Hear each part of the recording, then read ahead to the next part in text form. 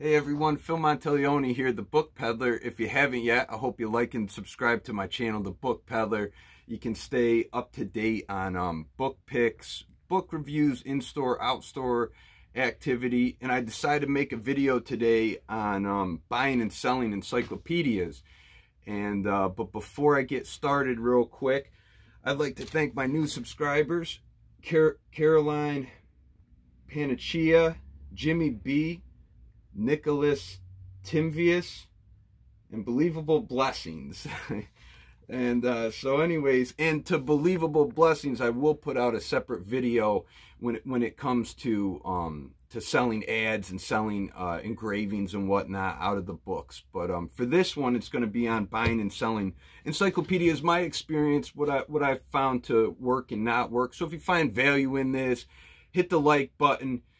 If you're bored and in quarantine, still hit the like button. So, and also, we've been listing books like a machine. I got my #1 book, Babe, filming right now, and I added another one to the harem, or the team.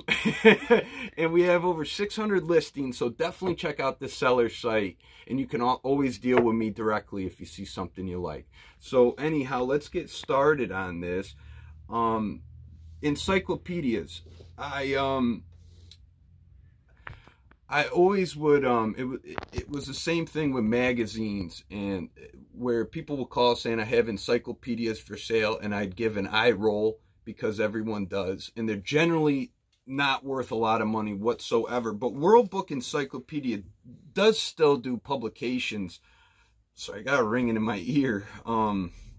They still do publish. The Encyclopedia Britannica is out of print. They quit, and these brand new, I think they sell them for like upwards of a couple $1,000s, believe it or not. But I brought one down to show you here, and I also brought other encyclopedia sets here that have different values. So I want to go through them with you quickly, and on how I buy them and whatnot. So basically, people do still buy encyclopedia sets. These ones in particular, it was almost like a staple of a home library. It almost was a symbol of like a well put together house, an educated household. And you know, the presentation is really nice on them. You got a couple ribs in the spine, nice leather binding, gold gilt edging. So the presentation of these books is pretty nice overall. Glossy pages. But this one's from '88. I have my own set. I don't really know why I keep it. I guess it just kind of looks nice on a shelf. And that is actually another reason why some people buy them, is for the aesthetics, the decorative purposes. So anyhow, though, I want to show you some of these. These are not ones that I would buy for the shop. Everyone seems to have them, the books of knowledge, but there are particular encyclopedia sets that do hold a nice strong value. And I'll show you one here. This is one of my favorites. Bear with me a little bit. So this is the Encyclopedia of World Art by Mcgraw-Hill, and it's got beautiful cloth, blue boards. It's a 15-volume set, and you can see that this was made with some quality. And if you come over here, this was printed in Italy. It's a beautiful set. I'll show you the title page and some of the pictures in it. So there we go. Encyclopedia of World Art, Mcgraw-Hill. I believe it's 59. And so here it's taking you to give you a background of some of the arts. This one is the Eskimos, and I think European. But then in the back, there are some beautiful large pictures of the art that they're talking about. It's made with a quality. The print set and type is perfect. Everything about this is quality. And this set complete is about a $400 set. I know I'm rifling through a little quick. I paid $50 for this set, but I would have paid more, but that's what they wanted. So publisher is important. You have some cheap publications out there. Like one of them will be Horizon. Very cheaply made, not overly desirable. Fade On Publishing. PHADON. AIDON, another kind of lackluster publication, and I stay away from them completely. Use it as a heat source, if anything. But I'll show you a couple more here.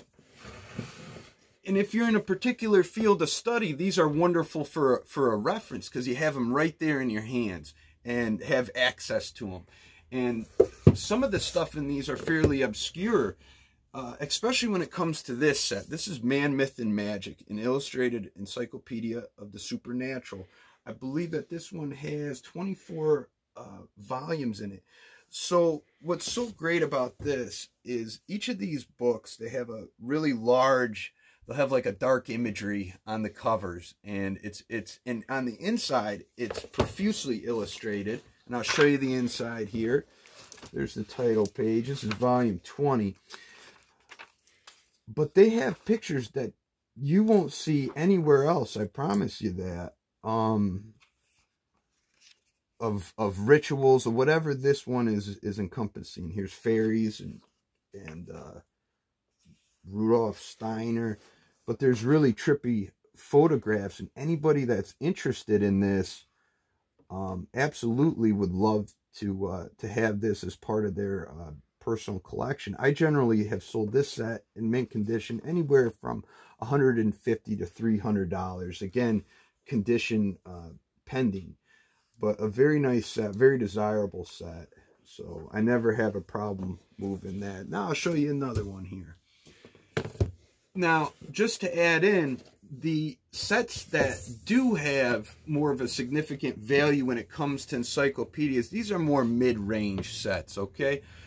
Are going to be 19th century ones. They'll have beautiful steel engravings in them, woodcuts, lithographs, and just to say to you, beautiful blessings, my YouTube subscriber, if you find these tattered up, you should still, if you're selling, which I believe you are, what you can do is you can cut these out, put them in frames, and sell them for decent money.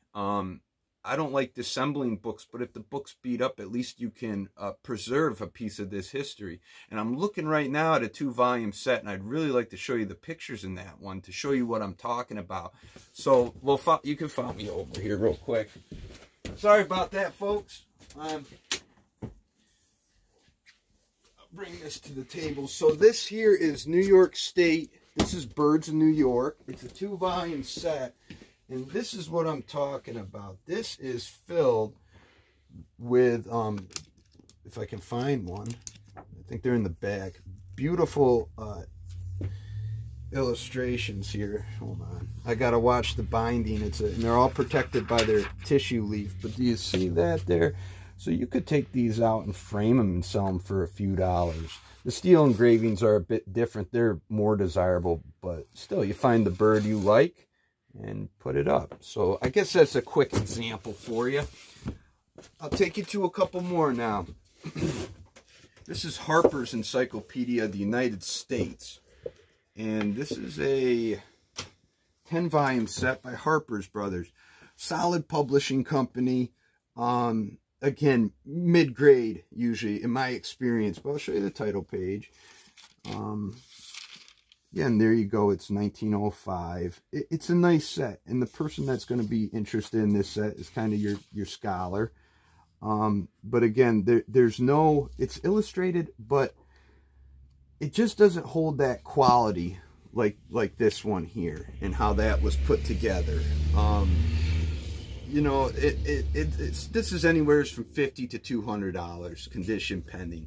This one's even a little bit of a cheaper one. I'm probably going to get rid of these. This is a 4-volume set, the Encyclopedia of Philosophy by Macmillan and Free Press. Nothing special about this, really. It's again, for your scholar who wants a reference. We just go through, we see the different philosophers and whatnot. Nothing too special. It's like a $40 set, and I would buy this for no more than 20 bucks.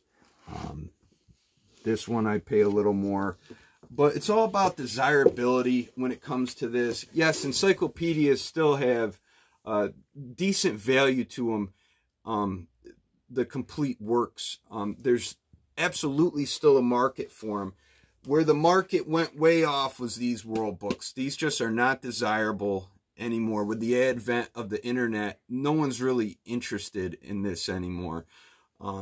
So I completely stay away from them. But if you have an eye, and when you're out there at your sales or whatever you're doing, or someone comes in to sell them, if they're on particular subject matter, I found it to be very well worth purchasing them. And really, it just has to do with experience in handling the material enough.